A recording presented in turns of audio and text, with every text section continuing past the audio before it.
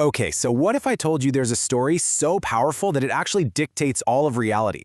And what if that story was about to end? Today we're diving deep into the Archangel script, a mind-bending cosmic mythology from the one and only Grant Morrison. And trust me, this is way more than just a tale of gods and monsters. This is about a universe where imagination is the literal engine of creation. So, let's see what happens when that engine goes completely off the rails. We're starting at the end of everything. They call it the end of days. And as you can imagine, reality itself is just fracturing. It's coming apart at the seams. And out of that chaos, something ancient and powerful is waking up. This isn't just the universe dying. It's the story that defines the universe reaching its final chaotic page. So what's causing this beautiful apocalypse? It's a sound, a love song of all things, but a song so powerful its notes are literally tearing reality apart.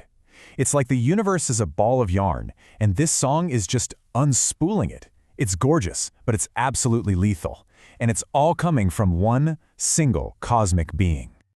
All right, Section 1, A Song at World's End. Like I said, our story kicks off at the very conclusion of, well, everything. See, in this universe, reality isn't random. It actually follows this pre-written plot called the Archangel script. But the problem is, the script just ran out. There are no more pages, and with no new story to follow, the whole universe is just collapsing in on itself, feeding the very chaos that's destroying it.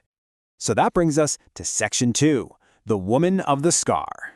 Who in the cosmos is singing this reality-ending song?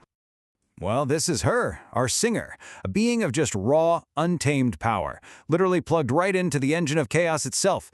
You could say she's the problem, but in a way, she's also the passionate beating heart of the universe's end.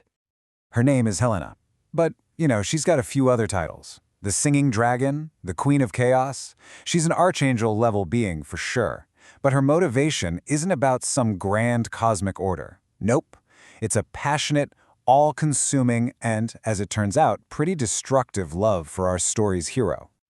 And you know how stories go, right? For every unstoppable force of chaos, there's got to be an immovable object of order. The universe desperately needs a new writer, someone to create its next chapter. And here he is. Meet Rock. If Helena is pure chaos, raw passion, and overwhelming noise, Rock is the exact opposite. He's serenity. He's structure. He's silence. He's a being literally made of cosmic law and pure thought. He is the potential for a new story. Now this brings us to the fundamental rule of this whole reality, thought power. This is Rock's main ability, and it means exactly what it sounds like. Here, what you can imagine becomes real. Imagination isn't just a creative little spark, it's the literal act of creation itself. And Rock? Well, he's the ultimate author. And Rock is more than just a name. It's really a title. It points to something much, much bigger. It's all about this idea of radiant multiplication. And that's the real key to understanding who and what he truly is. So Rock's full title is Radiant Sovereign Multiplication. And what in the world does that mean? Well, it's a name for someone who doesn't just write one story. It's for someone with the power to take a single thought and multiply it into an infinite number of coexisting realities. He's not just a storyteller, he's a reality generator. Okay, Section 3, The Command of Stillness. This is it. The irresistible force is about to meet the immovable object, the ultimate confrontation. So let's think about this. How do you even do that? How do you stop a sound that is literally the frequency of chaos itself? You can't fight it with another sound. That would just be more noise. You can't overpower it. Even the other archangels are totally powerless. So what can Rock possibly do? So on the one hand, you have the pure, unbridled chaos of Helena's song. But on the other, you have how the other archangels perceive Rock. To them, he's not just some writer. He's Saturn, the embodiment of time itself. And that is the key to his power. You don't fight chaos with more noise. You just stop time. Rock performs one single, divine, silent action. As Saturn, he uses his thought power to impose absolute stillness, freezing Helena's devastating song in a single, eternal, unfinished moment. And just like that, silence. Welcome to Section 4, the new Archangel script. Now, in that perfect quiet, it's finally time to write a new reality. Rock's new script is built on three massive ideas. First, forget about a single fixed timeline. That's gone. Second, thanks to infinite multiplication, every single choice anyone makes creates a brand new, totally valid reality. And third, what holds it all together? Love.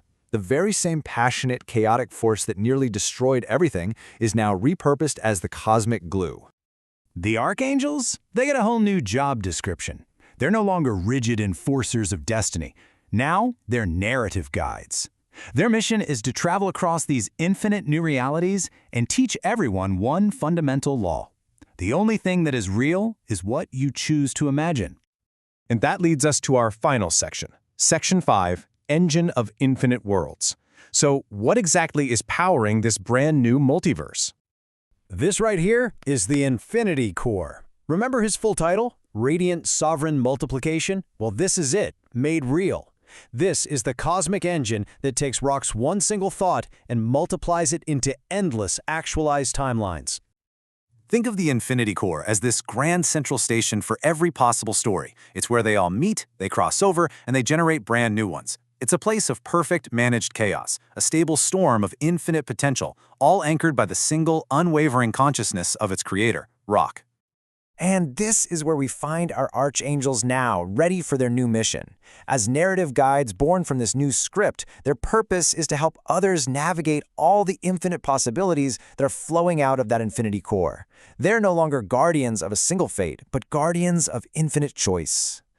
Which, of course, brings us to the final and most important point of all. This entire epic saga, with all its gods and chaos and multiverses, it really boils down to just one single powerful idea. If reality truly is a story, and your imagination is the pen, what story are you writing?